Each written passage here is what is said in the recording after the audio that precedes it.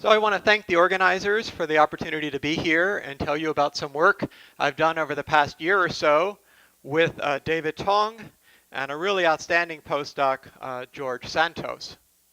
The motivation for this work was to avoid getting entangled in the firewall, which seems to have engulfed the rest of Santa Barbara. As you know, over the past 5 years, people have been applying gauge gravity duality to condensed matter systems with rather surprising results. It's been shown that gauge gravity duality can reproduce many properties of condensed matter systems, even in the limit where the bulk is described by classical general relativity. We heard about some of this in Sean's talk just a few minutes ago, but this includes Fermi surfaces, non-Fermi liquids, superconducting phase transitions, and a host of other condensed matter phenomena. And I should say at the onset that it's not clear why this is working so well. Normally we justify a classical general relativity description by some large n limit of some SUN gauge theory on the boundary. But in a condensed matter system, there's no obvious analog of a large n limit. So it seems a little bit mysterious. But given this success, it's natural to try to be a little bit more ambitious and ask whether one can do more than reproduce qualitative features of condensed matter systems. Can gauge gravity duality provide a quantitative explanation of some mysterious property of real materials? And I'm going to argue today that the answer is yes. Now, to have any hope of doing this, we have to make our models a little bit more realistic. And one of the main features that's been left out of the early models, at least, of condensed matter systems was the lattice. So the plan for this talk is to calculate the optical conductivity, that is the conductivity as a function of frequency, including lattice effects for a simple holographic conductor and a simple holographic superconductor. Now, we had the results on the holographic conductor a year ago, and I spoke about them at the strings meeting in Munich. So I'll start today by reviewing those results and then move on to talk about the work of the past year applying this to the holographic superconductor. Now, of course, there have been many other groups studying effects of a holographic lattice. I list some of the participants here. But in many of those cases, they treated the lattice perturbatively. We're going to treat the lattice exactly, and what I'll show you is that we find surprising similarities to the optical conductivity of cuprates. As you know, the cuprates are these materials which become superconducting at anomalously high temperatures. But before I do, let me just remind you of a very simple, in fact, the simplest model of a conductor. If you assume that electrons in a metal satisfy this equation, the mass times the acceleration is the force due to the applied electric field, minus a term to model the dissipation. So it's minus m times the velocity divided by tau, where you can think of tau as a relaxation time. And then if there's n electrons per unit volume, the current is just the electron density times the charge times the velocity. If you apply an oscillating electric field, you solve this for the velocity, you find that the current's proportional to the electric field, and the conductivity is then given by this simple formula where the constant K is essentially the electron density, N. And this is what's called the Drude model. It gives rise to the Drude peak that Sean was talking about. In fact, the real and imaginary parts of the conductivity from that formula are given here. Of course, the conductivity as a function of temperature is real. It's a physical quantity. It becomes complex simply because we Fourier transformed and looking at it in terms of frequency. But just two things to note about this formula for future reference. If omega tau is much bigger than 1, the absolute value of the conductivity is dominated by this imaginary part and falls off like 1 over omega.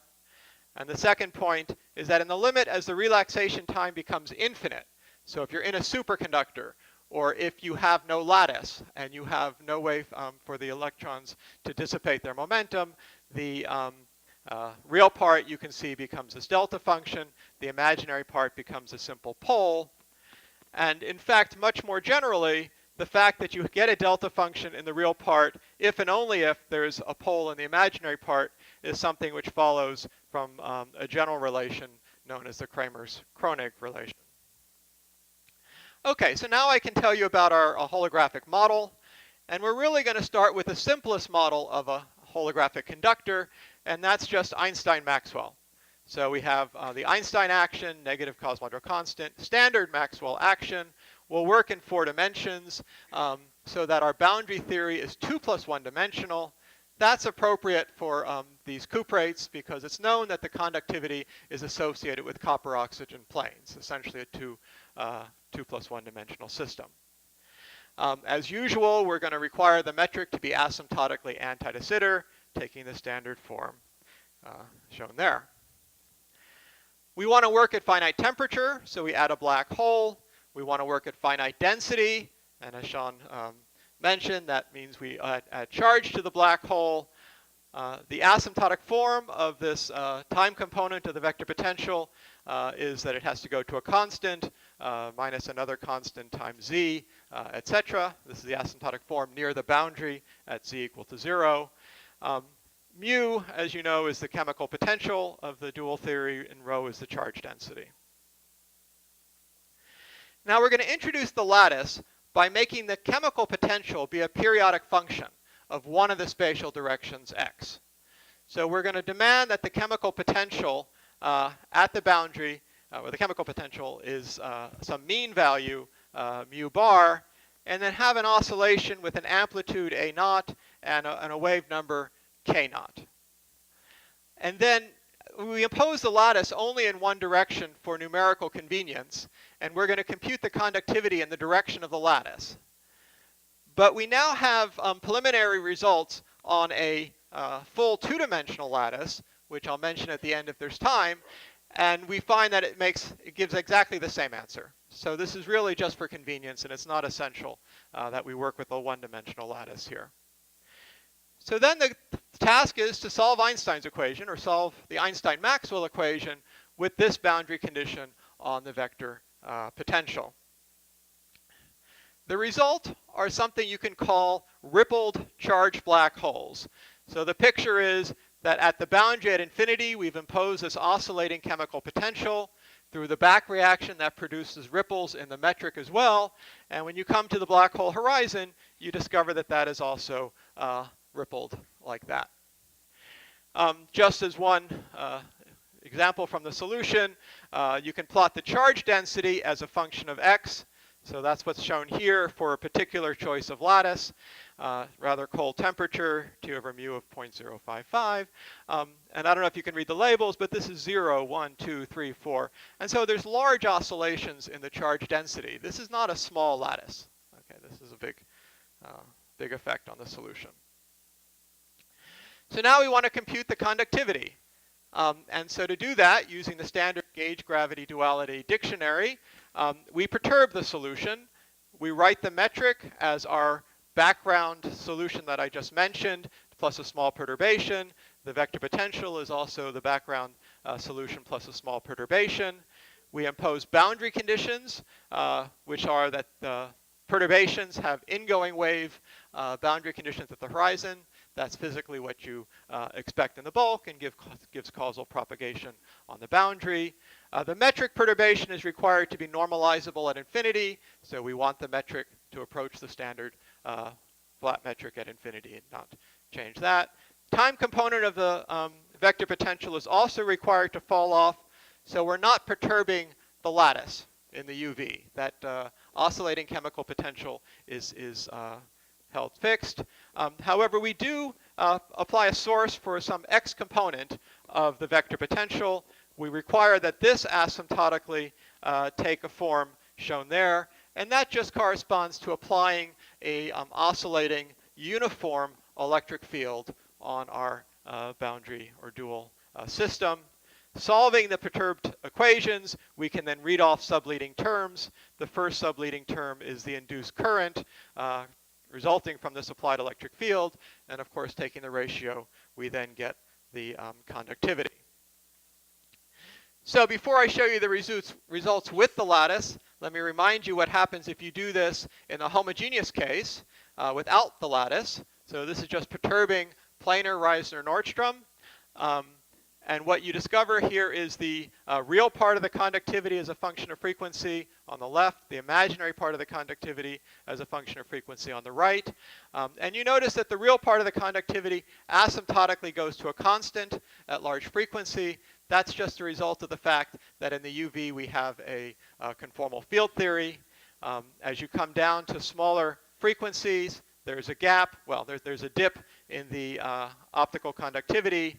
And then there's a delta function sitting right here at omega equal to 0, which you can infer because of this pole in the imaginary part of the conductivity, which you see very clearly. Imaginary part goes to 0 at large frequency. This delta function is not a superconductivity. It's an artifact of the fact that we have translation invariance, conserved momentum, and a non-zero charge density. And as Sean explained, that inevitably gives you this infinite DC conductivity. So that's what happens without the lattice. When you add the lattice, you find that the delta function is resolved. The real part of the conductivity now, this is a much larger scale. This is going up to 30 or more.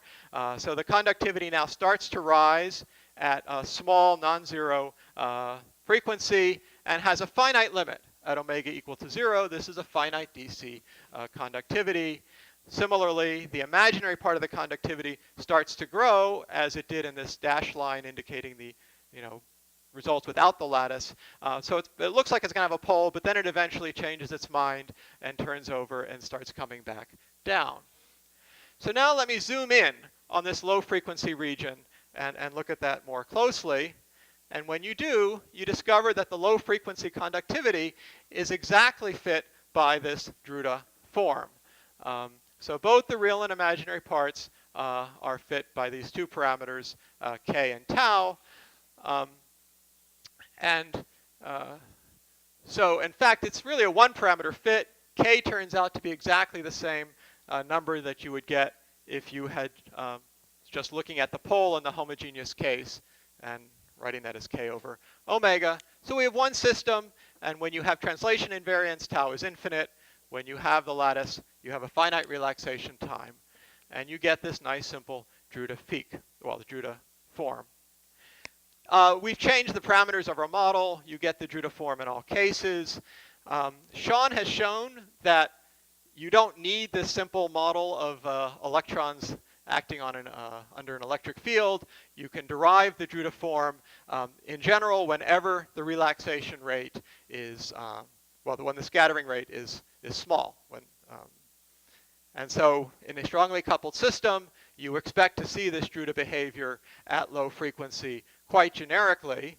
So assuming gauge gravity duality, this is what we should have expected from our gravity calculation. However, I still find it surprising that general relativity, right? This is just Einstein-Maxwell. General relativity knows about this Drude formula, and it comes out from this simple calculation. This is the low frequency result. When you go to intermediate frequencies, we find a certain scaling regime. We see a power law behavior. The absolute value of the conductivity goes like a constant b over omega to the 2/3 plus another constant c. And so to illustrate that, I've given you a log-log plot of the absolute value of the conductivity minus this constant c as a function of frequency for 4 different temperatures. And they differ at low frequency. These are different, well, they're Drude behaviors with different DC conductivities. But past a certain frequency, you see these lines agree. Now, the fact that they're parallel says that this exponent, 2/3, is independent of temperature. But the fact that they lie on top of each other tells you that this coefficient b is also independent of temperature. And we've changed the parameters of our model. We changed the lattice amplitude, the lattice spacing, and we get exactly this form in all cases. This exponent, 2/3, is remarkably robust. It seems to be a prediction of this simple Einstein-Maxwell gravity model. So now you can ask, have we seen this 2/3 power law fall off someplace before? I said in the Drude model, you expect 1 over omega fall off. In a Fermi liquid model, you get 1 over omega squared. But if you go to the literature on the cuprates, you see something like this. So this is data taken by Van der Merle et al. On a certain class of cuprates called bisco. It's bismuth, strontium, etc., etc. And they plot the absolute value of the conductivity as a function of frequency for 4 different temperatures. The critical temperature of this material is 96 degrees Kelvin. So these are all above the critical temperature in the normal phase. And what you see is that, well, they have Drude-type behavior at low frequency, but for intermediate frequency, they find a power law behavior. And you ask what the power law is, and they write it as omega to the minus 0.65. So this seems like a striking coincidence. I should say that it's not understood from the condensed matter standpoint where this power law is coming from. And honestly, we don't understand where our power law comes from general relativity either. I don't have a simple intuitive argument for it. It simply comes out of the numerical solutions that we construct.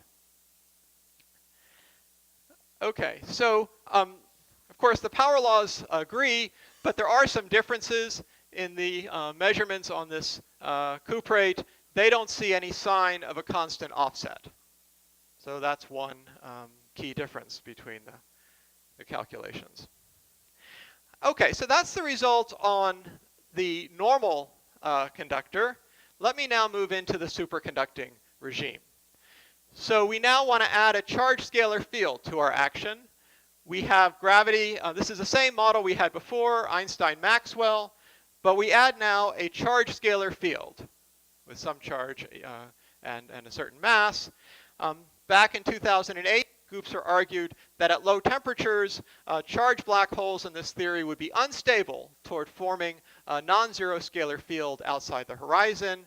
And then soon after, Sean Hartnell, Chris Herzog, and I showed that this was exactly dual to a superconductor in the homogeneous case, of course, without any lattice.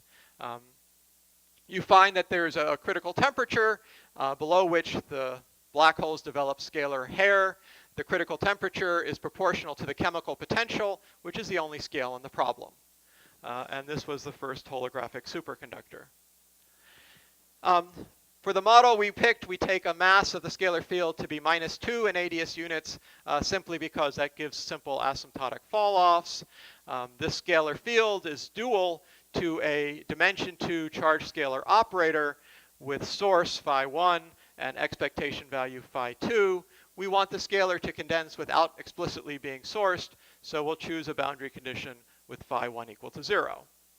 And a little simplification, for electrically charged black holes, the phase of the scalar field must be constant, so we can set it equal to 0. Now we keep the same boundary conditions as before. So we're going to impose our lattice by requiring that the chemical potential be this oscillatory form. And then we start lowering the temperature. So we start with these rippled charged black holes that we had before with phi equal to 0 and lower the temperature and ask when do they become unstable. The onset of the instability corresponds to a static normalizable mode of the scalar field. And so you can use that looking for the static normalizable mode to determine the critical temperature. And once you have that, you can lower the temperature further and construct the fully back-reacted solutions with scalar field. And these can be thought of as hairy rippled charged black holes. The picture is given here. We have our chemical potential at infinity. And now that induces a non-zero scalar field in the interior. And finally, our rippled black holes as before. From the asymptotic behavior of the scalar field, we can read off the expectation value of the charge operator in the dual theory. And you find a plot that looks like this. So this is the average value of the condensate. The condensate will itself have some ripples, some variation in x, but you can average that, plot that as a function of temperature, and there are 7 curves here corresponding to 7 different values of the lattice amplitude. The innermost one has no lattice at all, and so this grows from 0 lattice to 2.4 amplitude in units of 0.4. All of these curves have the property that they rise rapidly when you cross a certain critical temperature and saturate at low temperature. These are characteristic properties of a condensate of a superconductor. And you notice that the critical temperature is increasing with the lattice amplitude. That's easy to understand since the critical temperature in the homogeneous case is set by the chemical potential.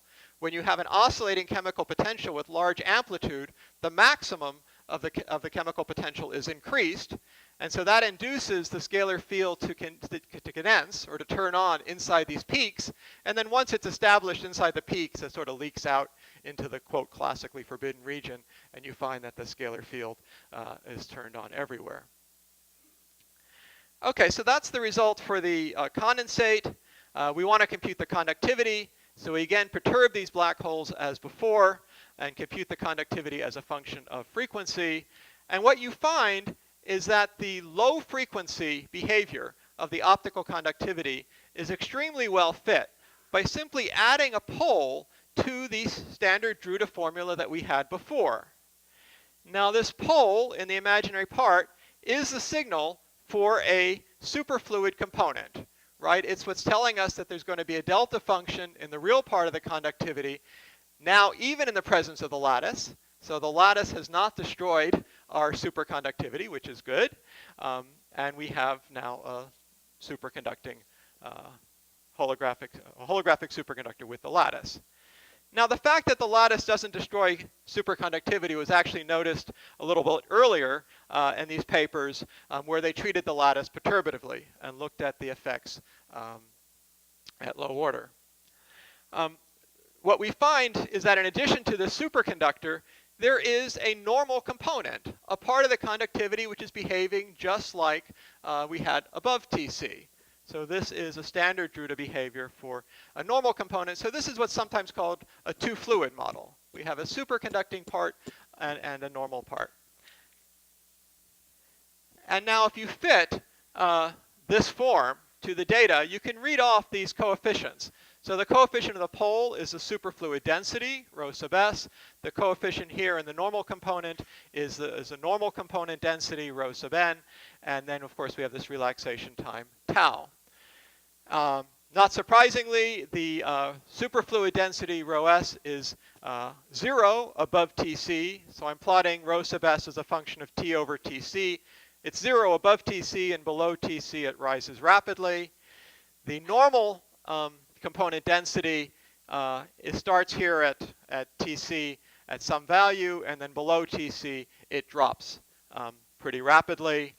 The red dashed line here is a fit that we found to these points of the following form. So we tried fitting this normal fluid density to a constant plus b e to the minus delta over t. And we found a good fit if delta was 4 Tc. Now that's interesting. I mean, this exponential dropping of the normal fluid density is exactly what you'd expect if you had some sort of thermally excited quasiparticles.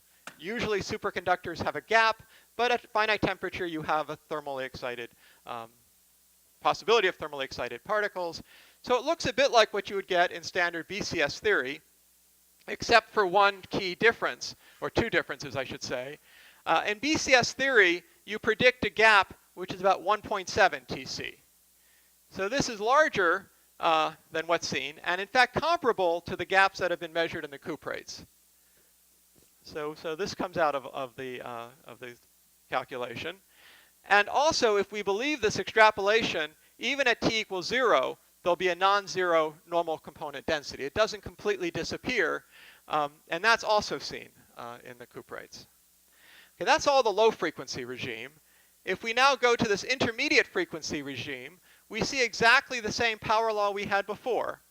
So here is again log-log plot of the absolute value of the conductivity minus this constant offset as a function of frequency.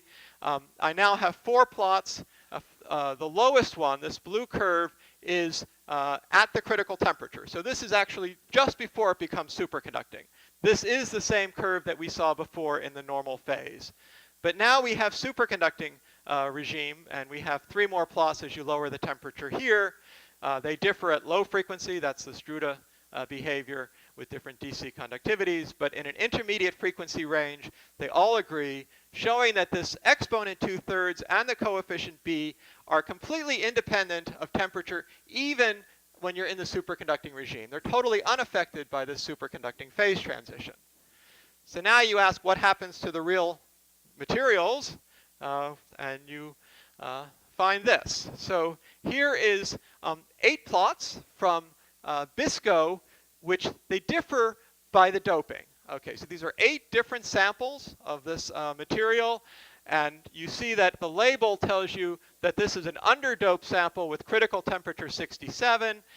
Then you increase the doping and the critical temperature increases. Down here you have an optimally doped sample whose critical temperature is 96.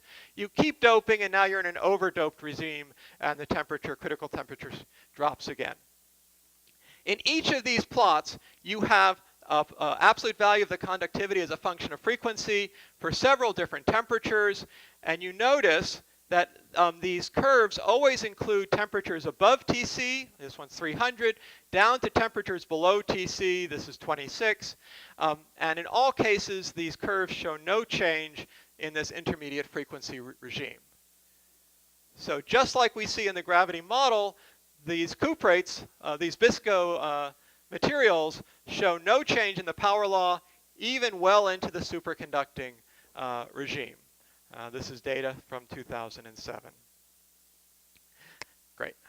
Okay, so I'm almost done. Let me just quickly mention, as I said at the beginning, we have started to do calculations with a full 2-dimensional lattice. The results are preliminary, but so far, I mean, we see no change in the conductivity from the 1-dimensional case. So now we are putting on an ansatz for the chemical potential, which in the boundary looks like this, full lattice in both directions. Through the back reaction, we get a horizon, which now has this lattice structure on the black hole horizon. The optical conductivity can now be computed in various directions, and they look really identical to what we've seen in the case where we had the lattice only in one direction. So let me summarize.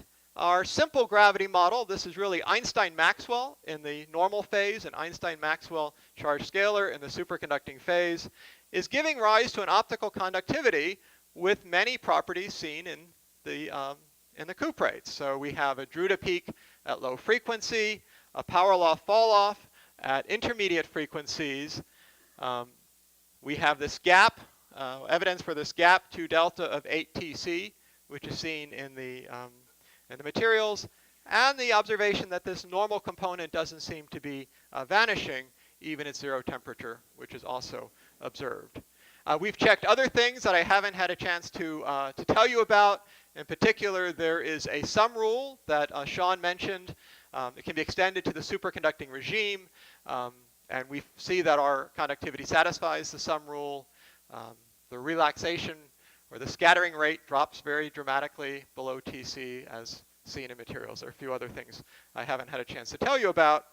But let me just close by telling you that there are still key differences that we have to understand better. Our superconductor is what's called an S-wave superconductor. We have a charge scalar condensing. The cuprates are known to be what's called D-wave superconductors. That's the symmetry, has this, they have different symmetries, and so we don't have a good holographic model of a D-wave superconductor yet. That's one of the main open problems. I've already mentioned that our power law, even though the exponent agrees and the coefficient is not changing with temperature, we have this offset which needs to be understood, and there are, of course, many, many other differences, but I'll stop there. Thank you.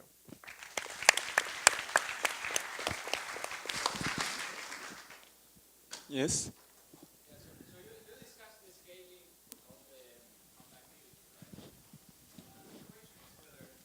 So the question is whether there is also scaling in the solution itself. So you have the numerical solution, and in some intermediate value of R, the question is whether the R and T directions somehow scale in a way Right. that could explain this. It's a good question, and you see the scaling in the conductivity. You might expect that it comes from some scaling into some intermediate region in the solution.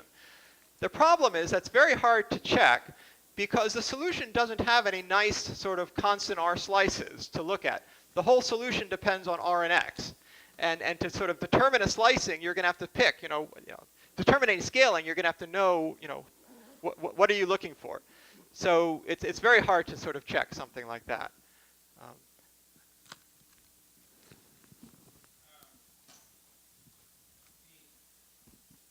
The exponential fall-off that you're finding, in fact, looks quite strange because, in fact, as we know from several examples, and there is even a general proof, all of these holographic superconductors have scaling asymptotics at 0 temperature, and therefore they don't seem to have hard gaps, but rather, soft gaps of the type that also Sean was showing. So I wonder where this exponential fall-off do you think would be coming from in this particular case? By exponential fall-off, I mean, are you talking? So the conductivity has this power law fall-off as a function of frequency. And then, of course, it rises again at larger frequency. I think the power laws that you're thinking about happens at larger frequency. So we're talking about what happens when you resolve the delta function. When you resolve the delta function, there's this Drude peak at very small frequency, a power law fall-off, and then at larger frequency, you can see some power law increase in the conductivity as it approaches its asymptotic value. Okay, I see.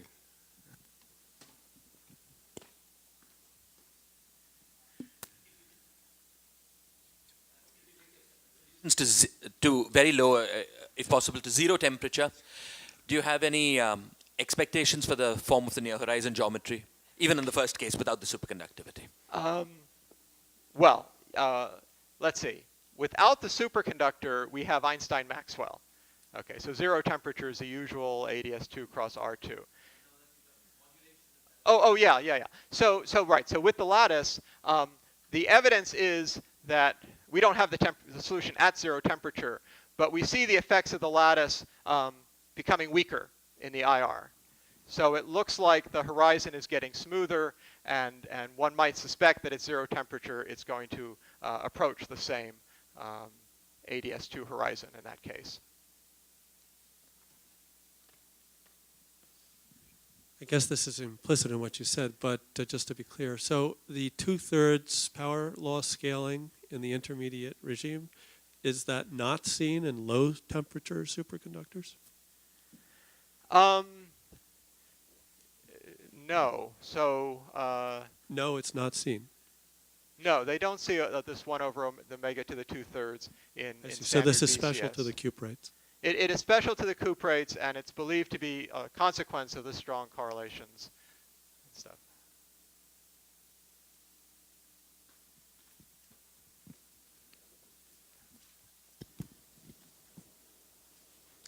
Yes.